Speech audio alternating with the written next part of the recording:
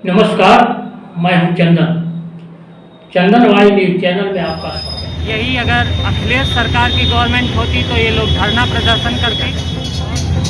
क्या बताएं, भाजपा सरकार है जो सरकार न करा दे। एक ही दिन पेपर सरकार को नहीं करवाना चाहिए, तो प्राइवेट विद्यालय सेंटर बनाने के नाते हुए।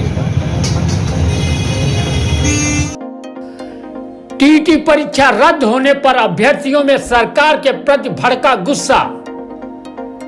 परीक्षार्थी बोले, बाबा परीक्षा ही नहीं करा पा रहे हैं तो नौकरी कहां से देंगे। अब अखिलेश को ही आना चाहिए। अखिलेश की ही सरकार में होगी परीक्षा और मिलेगी नौकरी पाने का मौका। यह हम नहीं कह रहे हैं। टीईटी परीक्षा रद्द होने पर हजारों अभ्यर्थी यह कहते हुए परीक्षा केंद्रों से अपने अपने घरों को लौटे। आपको बता दें कि आजमगढ़ में 82,000 से अधिक बेरोजगार टीईटी परीक्षा देने के लिए आए थे। परीक्षा 2 पाली में होनी थी। पहली पाली की परीक्षा के लिए 98 परीक्षा केंद्र बनाए गए थे। दूसरी पाली की परीक्षा के लिए 66 परीक्षा केंद्र बनाए गए थे। सुबह 6 बजे से ही परीक्षार्थियों का पूरा जिले में रेला उमड़ पड़ा था। 1 साल से इंतजार कर रहे हजारों परीक्षार्थियों को उम्मीद थी कि सरकार टीईटी परीक्षा कराने के बाद चुनाव के ऐन वक्त पर शिक्षक भर्ती के लिए वैकेंसी भी निकाल सकती है। इस उम्मीद से हजारों बेरोजगार बीएड डिप्लोमा धारी युवा और युवतियां परीक्षा देने के लिए आए थे। पहली पाली की परीक्षा शुरू हो गई थी, तब तक व्हाट्सएप पर पेपर आउट होने की खबर आने लगी थी। 12 बजते ही परीक्षार्थियों से कहा गया पेपर आउट हो गया है, अब परीक्षा निरस्त कर दी गई है, अब बाद में परीक्षा होगी। इतना सुनते ही परीक्षार्थियों का माथा ठनक गया। परीक्षा केंद्र से बाहर निकलते ही परीक्षार्थी योगी बाबा की सरकार पर सवाल खड़ा करने लगे। पहला सवाल प्राइवेट परीक्षा केंद्रों को लेकर किया जाने लगा। परीक्षार्थियों का यह सवाल लाजमी भी है, क्योंकि आजमगढ़ में शहर के नजदीक के स्कूलों को छोड़कर 40 किलोमीटर दूर लालगंज हरैया तक प्राइवेट स्कूलों को परीक्षा केंद्र बना दिया गया था। इसके पीछे शिक्षा माफियाओं और माध्यमिक शिक्षा विभाग के अधिकारियों का भी खेल चलता रहा। इसी तरह का खेल तो पूरे यूपी में खेला गया, तभी तो पेपर भी आउट हो गया। अभ्यर्थियों ने कहा यह सीधे सीधे योगी सरकार की नाकामी है।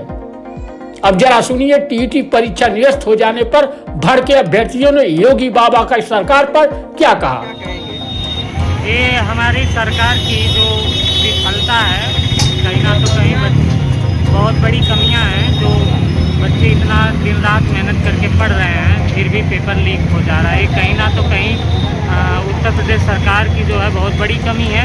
और यही अगर अखिलेश सरकार की गवर्नमेंट होती तो ये लोग धरना प्रदर्शन करते। बहुत सारी उनकी पेपर लीक हो जा रहा है। हम तो यही कहेंगे कि अब नई सरकार आए समाजवादी पार्टी की, जिससे जो है बच्चों के अभ्यर्थियों के फ्यूचर के लिए बहुत बेहतर है। क्या कहेंगे इस पर?